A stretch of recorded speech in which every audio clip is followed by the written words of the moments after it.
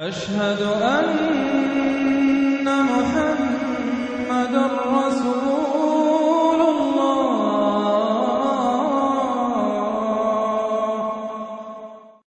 الضحیٰ نام پہلے ہی لفظ والضحیٰ کو اس سورہ کا نام قرار دیا گیا ہے۔ زمانہ نزول اس کا مضمون صاف بتا رہا ہے کہ یہ مکہ معظمہ کے بالکل ابتدائی دور میں نازل ہوئی ہے۔ روایات سے بھی معلوم ہوتا ہے کہ کچھ مدت تک وحی کے نزول کا سلسلہ بند رہا تھا، جس سے حضور صلی اللہ علیہ وسلم سخت پریشان ہو گئے تھے اور بار بار آپ کو یہ اندیشہ لاحق ہو رہا تھا کہ کہیں مجھ سے کوئی ایسا قصور تو نہیں ہو گیا جس کی وجہ سے میرا رب مجھ سے ناراض ہو گیا ہے اور اس نے مجھے چھوڑ دیا ہے۔ اس پر آپ کو اطمینان دلایا گیا کہ وحی کے نزول کا سلسلہ کسی ناراضی کی بنا پر نہیں روکا گیا تھا، بلکہ اس میں وہی مصلحت کار فرما تھی جو روز روشن کے بعد رات کا سکون طاری کرنے میں کار فرما ہوتی ہے۔ یعنی وحی کی تیز روشنی اگر آپ پر برابر پڑتی رہتی تو آپ کے اعصاب اسے برداشت نہ کر سکتے، اس لیے بیچ میں وقفہ دیا گیا تاکہ آپ کو سکون مل جائے۔ یہ کیفیت حضور صلی اللہ علیہ وسلم پر نبوت کے ابتدائی دور میں گزرتی تھی، جبکہ ابھی آپ کو وحی کے نزول کی شدت برداشت کرنے کی عادت نہیں پڑی تھی۔ اس بنا پر بیچ بیچ میں وقفہ دینا ضروری ہوتا تھا۔ اس کی وضاحت ہم سورہ مدثر کے دیباچے میں کر چکے ہیں اور سورہ مزمل حاشیہ 5 میں بھی ہم یہ بیان کر چکے ہیں کہ نزول وحی کا کس قدر شدید بار آپ کے اعصاب پر پڑتا تھا۔ بعد میں جب حضور صلی اللہ علیہ وسلم کے اندر اس بار کو برداشت کرنے کا تحمل پیدا ہو گیا تو طویل وقفے دینے کی ضرورت باقی نہیں رہی۔ موضوع اور مضمون اس کا موضوع رسول اللہ صلی اللہ علیہ وسلم کو تسلی دینا ہے اور مقصد اس پریشانی کو دور کرنا ہے جو نزول وحی کا سلسلہ رک جانے سے آپ کو لاحق ہو گئی تھی۔ سب سے پہلے روز روشن اور سکون شب کی قسم کھا کر آپ کو اطمینان دلایا گیا ہے کہ آپ کے رب نے آپ کو ہرگز نہیں چھوڑا ہے اور نہ وہ آپ سے ناراض ہوا ہے۔ اس کے بعد آپ کو خوشخبری دی گئی ہے کہ دعوت اسلامی کے ابتدائی دور میں جن شدید مشکلات سے آپ کو سابقہ پیش آ رہا ہے یہ تھوڑے دنوں کی بات ہے۔ آپ کے لیے ہر بات کا دور پہلے دور سے بہتر ہوتا چلا جائے گا اور کچھ زیادہ دیر نہ گزرے گی کہ اللہ تعالیٰ آپ پر اپنی عطا و بخشش کی ایسی بارش کرے گا جس سے آپ خوش ہو جائیں گے۔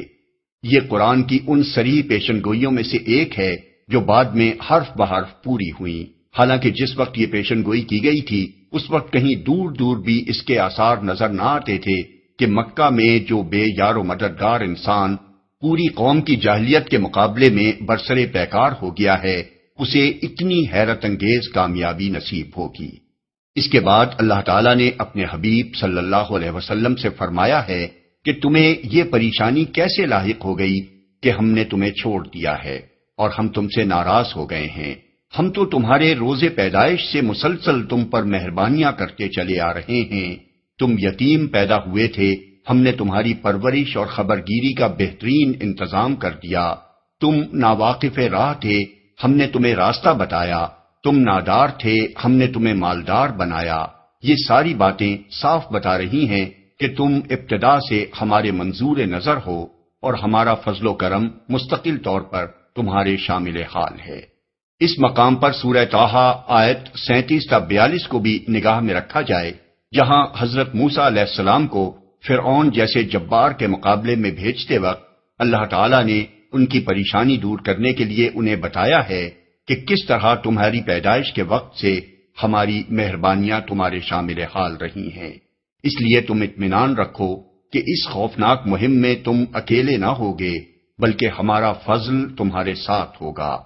آخر میں اللہ تعالیٰ نے نبی صلی اللہ علیہ وسلم کو بتایا ہے کہ جو احسانات ہم نے تم پر کیے ہیں ان کے جواب میں خلق خدا کے ساتھ تمہارا کیا برتاؤ ہونا چاہیے اور ہماری نعمتوں کا شکر تمہیں کس طرح ادا کرنا چاہیے۔ بسم اللہ الرحمن الرحیم شروع اللہ کے نام سے جو رحمان و رحیم ہے۔ والضحى واللیل اذا سجى ما ودعك ربك وما قلى قسم ہے روز روشن کی اور رات کی جبکہ وہ سکون کے ساتھ طاری ہو جائے۔ اے نبی، تمہارے رب نے تم کو ہرگز نہیں چھوڑا اور نہ وہ ناراض ہوا۔ روز روشن کی، یہاں لفظ ضحیٰ رات کے مقابلے میں استعمال ہوا ہے، اس لیے اس سے مراد روز روشن ہے۔ اس کی نظیر سورہ اعراف کی یہ آیات ہیں، افامن اہل القری ان یاتیہم باسنا بیاتا وہم نائمون او امن اہل القری ان یاتیہم باسنا ضحی وہم یلعبون، آیات 97 اور 98۔ کیا بستیوں کے لوگ اس سے بے خوف ہیں کہ ان پر ہمارا عذاب رات کو آ جائے جبکہ وہ سو رہے ہوں؟ اور کیا بستیوں کے لوگ اس سے بے خوف ہیں کہ ان پر ہمارا عذاب دن دہاڑے آ جائے جبکہ وہ کھیل رہے ہوں؟ ان آیات میں بھی چونکہ ضحیٰ کا لفظ رات کے مقابلے میں استعمال ہوا ہے، اس لیے اس سے مراد چاشت کا وقت نہیں بلکہ دن ہے۔ طاری ہو جائے، اصل میں رات کے لیے سجا استعمال ہوا ہے، جس میں صرف تاریکی چھا جانے ہی کا نہیں بلکہ سکوت اور سکون طاری ہو جانے کا مفہوم بھی شامل ہے۔ رات کی صفت کا اس مضمون سے گہرا تعلق ہے جو آگے بیان ہو رہا ہے۔ نہ وہ ناراض ہوا۔ روایات سے معلوم ہوتا ہے کہ کچھ مدت تک رسول اللہ صلی اللہ علیہ وسلم پر وحی کا نزول بند رہا تھا۔ مختلف روایات میں یہ مدت مختلف بیان کی گئی ہے۔ ابن جریح نے 12 روز، کلبی نے 15 روز، ابن عباس نے 25 روز، سدی اور مقاتل نے 40 روز اس کی مدت بیان کی ہے۔ بہرحال یہ زمانہ اتنا طویل تھا کہ رسول اللہ صلی اللہ علیہ وسلم بھی اس پر سخت غمگین ہو گئے تھے اور مخالفین بھی آپ کو طعنے دینے لگے تھے، کیونکہ حضور پر جو نئی صورت نازل ہوتی تھی اسے آپ لوگوں کو سنایا کرتے تھے۔ اس لیے جب اچھی خاصی مدت تک آپ نے کوئی نئی وحی لوگوں کو نہیں سنائی تو مخالفین نے سمجھ لیا کہ وہ سرچشمہ بند ہو گیا ہے جہاں سے یہ کلام آتا تھا۔ جندب بن عبداللہ البجلی کی روایت ہے کہ جب جبریل علیہ السلام کے آنے کا سلسلہ رک گیا تو مشرکین نے کہنا شروع کر دیا کہ محمد صلی اللہ علیہ وسلم کو ان کے رب نے چھوڑ دیا ہے، بروایت ابن جریر اور طبرانی، عبد بن حمید، سعید بن منصور، ابن مردویہ۔ دوسری روایات سے معلوم ہوتا ہے کہ ابو لہب کی بیوی ام جمیل نے، جو حضور کی چچی ہوتی تھی اور جس کا گھر حضور کے مکان سے متصل تھا، آپ سے کہا، معلوم ہوتا ہے تمہارے شیطان نے تمہیں چھوڑ دیا ہے۔ اوفی اور ابن جریر نے ابن عباس کی روایت نقل کی ہے کہ کئی روز تک جبریل کی آمد رک جانے سے حضور پریشان ہو گئے اور مشرکین کہنے لگے کہ ان کا رب ان سے ناراض ہو گیا ہے اور اس نے انہیں چھوڑ دیا ہے۔ قتادہ اور ضحاک کی مرسل روایات میں بھی قریب قریب یہی مضمون بیان ہوا ہے۔ اس صورتحال میں حضور کے شدید رنج و غم کا حال بھی متعدد روایات میں آیا ہے، اور ایسا کیوں نہ ہوتا جبکہ محبوب کی طرف سے بظاہر عدم التفات، کفر و ایمان کے درمیان جنگ چھڑ جانے کے بعد اسی ذریعہ طاقت سے بظاہر محرومی جو اس جاں گسل کشمکش کے منجدھار میں آپ کے لیے واحد سہارا تھا، اور اس پر مزید دشمنوں کی شماتت، یہ ساری چیزیں مل جل کر لامحالہ حضور کے لیے سخت پریشانی کی موجب ہو رہی ہوں گی، اور آپ کو بار بار یہ شبہ گزرتا ہوگا کہ کہیں مجھ سے کوئی ایسا قصور تو نہیں ہو گیا ہے کہ میرا رب مجھ سے ناراض ہو گیا ہو اور اس نے مجھے حق و باطل کی اس لڑائی میں تنہا چھوڑ دیا ہو۔ اسی کیفیت میں یہ سورت حضور کو تسلی دینے کے لیے نازل ہوئی۔ اس میں دن کی روشنی اور رات کے سکون کی قسم کھا کر حضور سے فرمایا گیا کہ تمہارے رب نے نہ تمہیں چھوڑ دیا ہے اور نہ وہ تم سے ناراض ہوا ہے۔ اس بات پر ان دونوں چیزوں کی قسم جس مناسبت سے کھائی گئی ہے وہ یہ ہے کہ جس طرح دن کا روشن ہونا اور رات کا تاریکی اور سکون لیے ہوئے چھا جانا کچھ اس بنا پر نہیں ہوتا کہ اللہ تعالیٰ دن کے وقت لوگوں سے خوش اور رات کے وقت ان سے ناراض ہو جاتا ہے، بلکہ یہ دونوں حالتیں ایک عظیم حکمت و مصلحت کے تحت طاری ہوتی ہیں۔ اسی طرح تم پر کبھی وہی بھیجنا اور کبھی اس کو روک دینا بھی حکمت و مصلحت کی بنا پر ہے۔ اس کا کوئی تعلق اس بات سے نہیں ہے کہ جب اللہ تعالیٰ تم سے خوش ہو تو وہی بھیجے اور جب وہ وہی نہ بھیجے تو اس کے معنی یہ ہوں کہ وہ تم سے ناخوش ہے اور اس نے تمہیں چھوڑ دیا ہے۔ اس کے علاوہ دوسری مناسبت اس مضمون سے اس قسم کی یہ ہے کہ جس طرح دن کی روشنی اگر مسلسل آدمی پر طاری رہے تو وہ اسے تھکا دے، اس لیے ایک وقت خاص تک دن کے روشن رہنے کے بعد رات کا آنا ضروری ہے تاکہ اس میں انسان کو سکون ملے۔ اسی طرح وحی کی روشنی اگر تم پر پے در پے پڑتی رہے تو تمہارے اعصاب اس کو برداشت نہ کر سکیں گے۔ اس لیے وقتاً فوقتاً فترہ یعنی نزول وحی کا سلسلہ رک جانے کا ایک زمانہ بھی اللہ تعالیٰ نے مصلحت کی بنا پر رکھا ہے، تاکہ وحی کے نزول سے جو بار تم پر پڑتا ہے اس کے اثرات زائل ہو جائیں اور تمہیں سکون حاصل ہو جائے۔ گویا آفتاب وحی کا طلوع بمنزلہ روز روشن ہے اور زمانہ فترت بمنزلہ سکون شب۔ وَلَلْآخِرَةُ خَيْرٌ لَكَ مِنَ الْأُولَى وَلَسَوْفَ يُعْطِيكَ رَبُّكَ فَتَرْضَىٰ، اور یقیناً تمہارے لیے بعد کا دور پہلے دور سے بہتر ہے، اور ان قریب تمہارا رب تم کو اتنا دے گا کہ تم خوش ہو جاؤ گے، پہلے دور سے بہتر ہے۔ یہ خوشخبری اللہ تعالیٰ نے نبی صلی اللہ علیہ وسلم کو ایسی حالت میں دی تھی جبکہ چند مٹھی بھر آدمی آپ کے ساتھ تھے، ساری قوم آپ کی مخالف تھی، بظاہر کامیابی کے آثار دور دور کہیں نظر نہ آتے تھے، اسلام کی شمع مکہ ہی میں ٹمٹما رہی تھی اور اسے بجھا دینے کے لیے ہر طرف طوفان اٹھ رہے تھے۔ اس وقت اللہ تعالیٰ نے اپنے نبی سے فرمایا کہ ابتدائی دور کی مشکلات سے آپ ذرا پریشان نہ ہوں، ہر بات کا دور پہلے دور سے آپ کے لیے بہتر ثابت ہوگا، آپ کی قوت، آپ کی عزت و شوکت اور آپ کی قدر و منزلت برابر بڑھتی چلی جائے گی اور آپ کا نفوذ و اثر پھیلتا چلا جائے گا۔ پھر یہ وعدہ صرف دنیا ہی تک محدود نہیں ہے، اس میں یہ وعدہ بھی شامل ہے کہ آخرت میں جو مرتبہ آپ کو ملے گا وہ اس مرتبے سے بھی بدرجہ بڑھ کر ہوگا جو دنیا میں آپ کو حاصل ہوگا۔ طبرانی نے اوسط میں اور بہقی نے دلائل میں ابن عباس کی روایت نقل کی ہے کہ حضور نے فرمایا، میرے سامنے وہ تمام فتوحات پیش کی گئیں جو میرے بعد میری امت کو حاصل ہونے والی ہیں، اس پر مجھے بڑی خوشی ہوئی۔ تب اللہ تعالیٰ نے یہ ارشاد نازل فرمایا کہ آخرت تمہارے لیے دنیا سے بھی بہتر ہے، تم خوش ہو جاؤ گے۔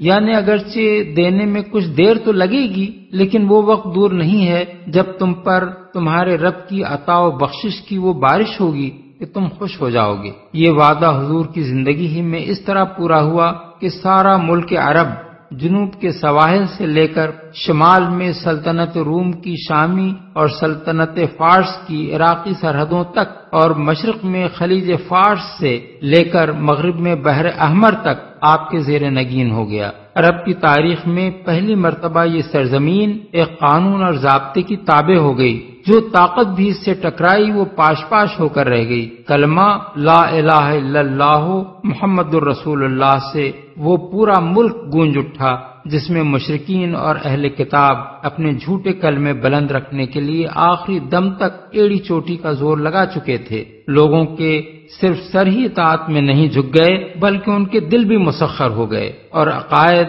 اخلاق اور اعمال میں ایک انقلاب عظیم برپا ہو گیا۔ پوری انسانی تاریخ میں اس کی نظیر نہیں ملتی کہ ایک جاہلیت میں ڈوبی ہوئی قوم صرف 23 سال کے اندر اتنی بدل گئی ہو۔ اس کے بعد حضور کی برپا کی ہوئی تحریک اس طاقت کے ساتھ اٹھی کہ ایشیا، افریقہ اور یورپ کے ایک بڑے حصے پر وہ چھا گئی اور دنیا کے گوشے گوشے میں اس کے اثرات پھیل گئے۔ یہ کچھ تو اللہ تعالیٰ نے اپنے رسول کو دنیا میں دیا، اور آخرت میں جو کچھ دے گا اس کی عظمت کا تصور بھی کوئی نہیں کر سکتا۔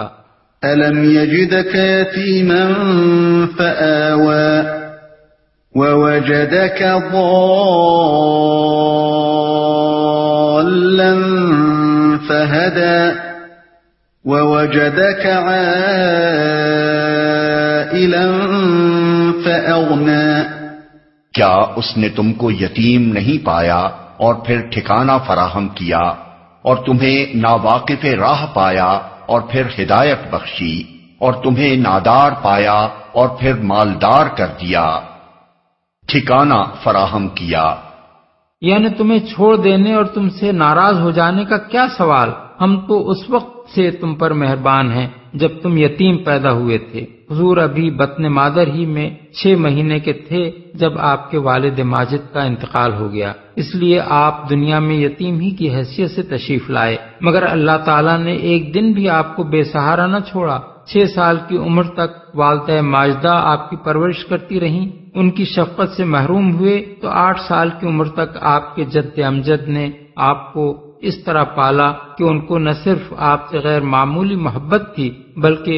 ان کو آپ پر فخر تھا اور وہ لوگوں سے کہا کرتے تھے کہ میرا یہ بیٹا ایک دن دنیا میں بڑا نام پیدا کرے گا۔ ان کا بھی انتقال ہو گیا تو آپ کے حقیقی چچا ابو طالب نے آپ کی کفالت اپنے ذمے لی اور آپ کے ساتھ ایسی محبت کا برتاؤ کیا کہ کوئی باپ بھی اس سے زیادہ نہیں کر سکتا، حتیٰ کہ نبوت کے بعد جب ساری قوم آپ کی دشمن ہو گئی تھی اس وقت 10 سال تک وہی آپ کی حمایت میں سینہ سپر رہے۔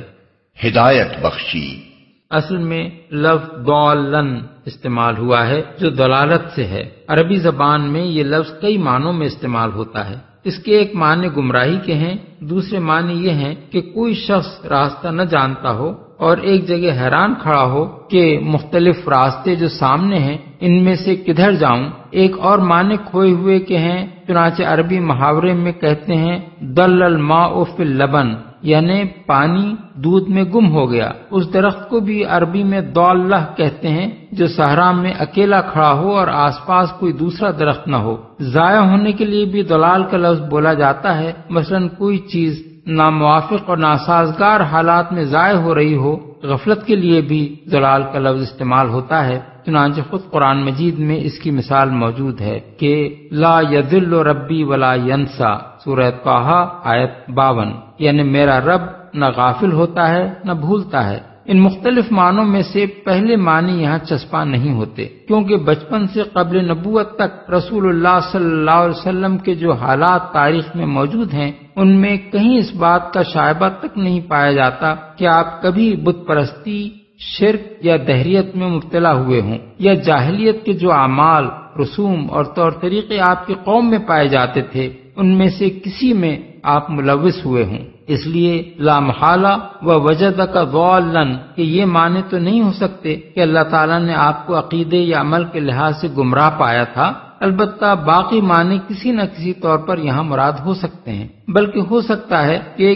ایک اعتبار سے سب مراد ہوں۔ نبوت سے پہلے حضور اللہ کی ہستی اور اس کی وحدانیت کے قائل تو ضرور تھے، اور آپ کی زندگی گناہوں سے پاک اور فضائل اخلاق سے آراستہ بھی تھی، لیکن آپ کو دین حق اور اس کے اصول اور احکام کا علم نہ تھا، جیسے کہ قرآن میں فرمایا گیا ہے کہ ما کنت تدری مل کتاب ولا الایمان، سورہ الشورى آیت 52، یعنی تم نہ جانتے تھے کہ کتاب کیا ہوتی ہے اور نہ ایمان کی تمہیں کوئی خبر تھی۔ یہ معنی بھی اس آیت کے ہو سکتے ہیں کہ حضور ایک جاہلی معاشرے میں گم ہو کر رہ گئے تھے اور ایک ہادی اور رہبر ہونے کی حیثیت سے آپ کی شخصیت نبوت سے پہلے نمایاں نہیں ہو رہی تھی۔ یہ مطلب بھی ہو سکتا ہے کہ جاہلیت کے صحرا میں آپ ایک اکیلے درخت کی حیثیت سے کھڑے تھے جس میں پھل لانے اور ایک پورا باغ کا باغ پیدا کر دینے کی صلاحیت تھی، مگر نبوت سے پہلے یہ صلاحیت کام نہیں آ رہی تھی۔ یہ مراد بھی ہو سکتی ہے کہ اللہ تعالیٰ نے جو غیر معمولی قوتیں آپ کو عطا کی تھیں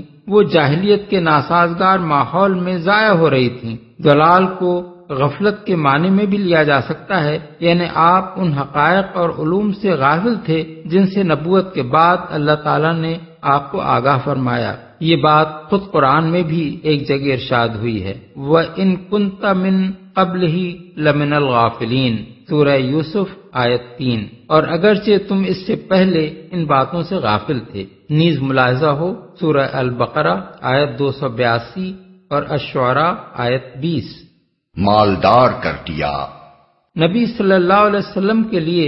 آپ کے والد ماجد نے میراث میں صرف ایک اونٹنی اور ایک لونڈی چھوڑی تھی۔ اس طرح آپ کی زندگی کی ابتدا افلاس کی حالت میں ہوئی تھی۔ پھر ایک وقت آیا کہ قریش کی سب سے زیادہ مالدار خاتون حضرت خدیجہ نے پہلے تجارت میں آپ کو اپنے ساتھ شریک کیا، اس کے بعد انہوں نے آپ سے شادی کر لی اور ان کے تمام تجارتی کاروبار کو آپ نے سنبھال لیا۔ اس طرح آپ نہ صرف یہ کہ مالدار ہو گئے بلکہ آپ کی مالداری اس نوعیت کی نہ تھی کہ محض بیوی کے مال پر آپ کا انحصار ہو، ان کی تجارت کو فروغ دینے میں آپ کی اپنی محنت و قابلیت کا بڑا حصہ تھا۔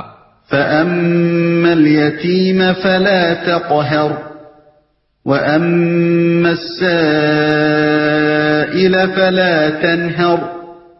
وَأَمَّا بِنِعْمَةِ رَبِّكَ فَحَدِّثْ۔ لہذا یتیم پر سختی نہ کرو اور سائل کو نہ جھڑکو اور اپنے رب کی نعمت کا اظہار کرو۔ یتیم پر سختی نہ کرو،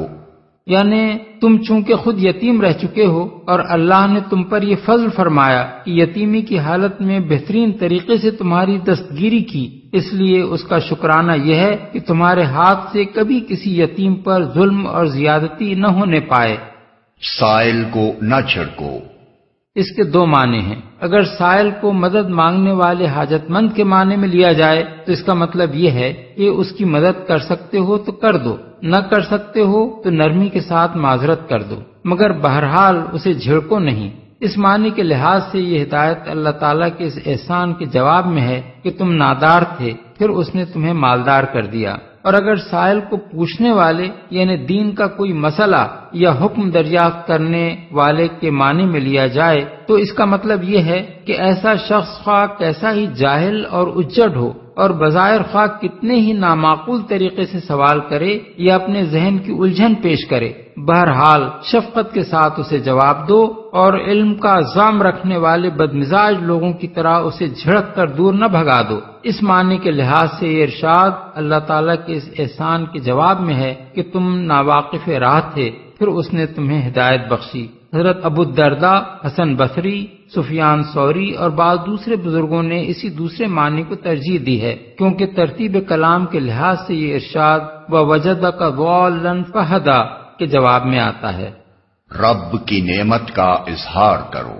نعمت کا لفظ عام ہے، جس سے مراد وہ نعمتیں بھی ہیں جو اس سورہ کے نزول کے وقت تک اللہ تعالیٰ نے اپنے رسول پاک کو عطا فرمائی تھیں، اور وہ نعمتیں بھی جو بعد میں اس نے اپنے ان وعدوں کے مطابق آپ کو عطا کی جو اس سورہ میں اس نے کیے تھے اور جن کو اس نے بدرجہ اتم پورا کیا۔ پھر حکم یہ ہے کہ اے نبی، ہر نعمت جو اللہ نے تم کو دی ہے اس کا ذکر اور اس کا اظہار کرو۔ اب یہ ظاہر بات ہے کہ نعمتوں کے ذکر و اظہار کی مختلف صورتیں ہو سکتی ہیں، اور ہر نعمت اپنی نوعیت کے لحاظ سے اظہار کی ایک خاص صورت چاہتی ہے۔ مجموعی طور پر تمام نعمتوں کے اظہار کی صورت یہ ہے کہ زبان سے اللہ کا شکر ادا کیا جائے اور اس بات کا اقرار و اعتراف کیا جائے کہ جو نعمتیں بھی مجھے حاصل ہیں یہ سب اللہ کا فضل و احسان ہے، ورنہ کوئی چیز بھی میرے کسی ذاتی کمال کا نتیجہ نہیں ہے۔ نعمت نبوت کا اظہار اس طریقے سے ہو سکتا ہے کہ دعوت و تبلیغ کا حق ادا کیا جائے۔